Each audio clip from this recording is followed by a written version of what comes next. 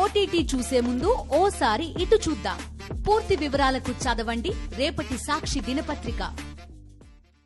అధికార అండతో రెచ్చిపోతున్నారు టీడీపీ నేతలు. ప్రతిపక్ష కార్యకర్తలనే కాదు, సొంత కుటుంబ సభ్యులను కూడా అధికార అండతో వేధింపులకు గురిచేస్తున్నారు.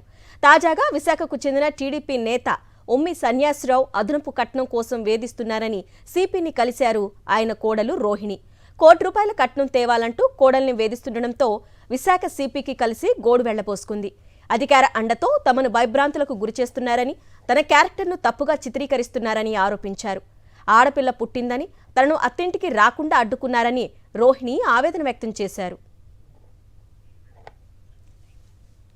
దీనిపై మరింత సమాచారం వైజాగ్ నుంచి మా ప్రతినిధి నాయుడు అందిస్తారు. అదనపు కట్నం కోసం తన అత్తమామలు, తన భర్త తనను మానసికంగా వేధిస్తున్నారంటూ తెలుగుదేశం పార్టీ సీనియర్ నేత ఉమ్మి సన్యాసరావు కోడలు రోహిణి సిపిని కలిసి ఫిర్యాదు చేశారు. ఇసుక వేదనకు గురి చేస్తున్నారు, అసలు ఎప్పుడు పెళ్లి అయింది అనే విషయాలన్నీ మనతో మాట్లాడడానికి రోహిణి కుటుంబ సభ్యులు ఉన్నారు. చెప్పండి మేడం, మీరు సిపిని కలిశారు కదా, ముఖ్యంగా ఏం కంప్లైంట్ చేశారు, మీకున్న ఇబ్బందులు ఏంటి సన్యాసరావు కుటుంబంతో? నాకండి 2021 అక్టోబర్లో మ్యారేజ్ అయిందండి. 3 మంత్స్ బాగానే ఉన్నారు. 3 మంత్స్ తర్వాత నుంచి ఇంకా మా అత్తగారు స్టార్ట్ చేశారు. మీ మామగారు ఇలాగా బంగారాలు తీసుకురమ్మంటున్నారు, వెళ్ళిన ప్రతిసారి బంగారం వేసుకుని రమ్మంటున్నారు అని చెప్పేసి. ఆ బంగారం ఒకటే కాదు, మనీ కూడా. అది ఏంటంటే బోడీ ఎంత తెచ్చావు నువ్వు అని చెప్పేసి మాట్లాడడం, అంటే ఇంటర్నల్గా మెంటల్గా డౌన్ చేయడం స్టార్ట్ చేశారు. అంటే ఎక్కడైనా కూర్చున్నా సరే లేపేయడం అలాంటివి చేసేవారు, ఇన్సల్ట్ చేసేవారు అనమాట అందరూ. అంటే మా హస్బెండ్ వాళ్ళ ఫాదర్ మదర్ ఏం చెప్పితే అదే అండి. అంటే అతను మంచి అని చెప్పను, ఇది అని చెప్పను, అంటే ఏం చెప్తే అది.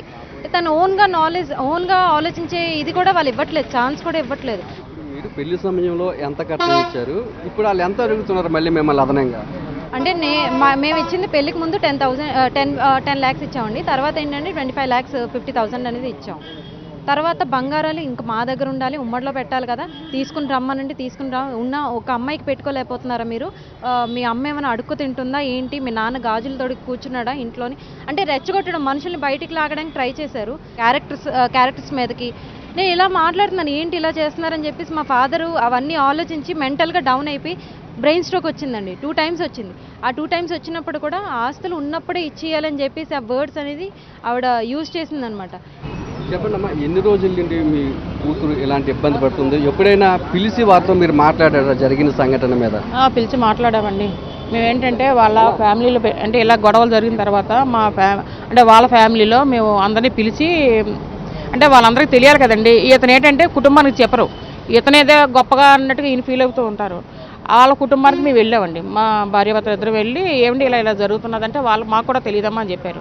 తర్వాత ఏంటంటే వాళ్ళని తీసుకొని మా ఇంటికి వచ్చారు. వచ్చిన తర్వాత పెద్ద మనుషులు తీసుకొచ్చిన తర్వాత వాళ్ళకు కొంచెం అవకాశం ఇవ్వాలి కదండి, ఇవ్వలేదు.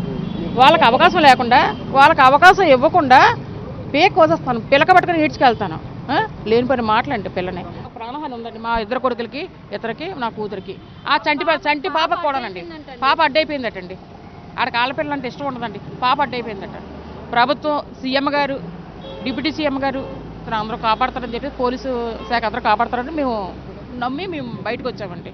తాము పెళ్లి సమయంలో 10 లక్షల రూపాయలు, తర్వాత 25 లక్షల రూపాయలు కట్నం కింద ఇచ్చామని మళ్ళీ అదనంగా తమను ₹1 అడుగుతున్నారని చెప్పి వీళ్ళంతా కూడా ఉమ్మి సన్యాసరావు కుటుంబం మీద ఆరోపిస్తున్నారు. అంతేకాకుండా ఉమ్మి సన్యాసరావు కుటుంబంతో తమ కుటుంబానికి ప్రాణహాని ఉందని, పోలీసులు తగిన రక్షణ కల్పించాలని చెప్తున్నారు. అంతేకాకుండా తన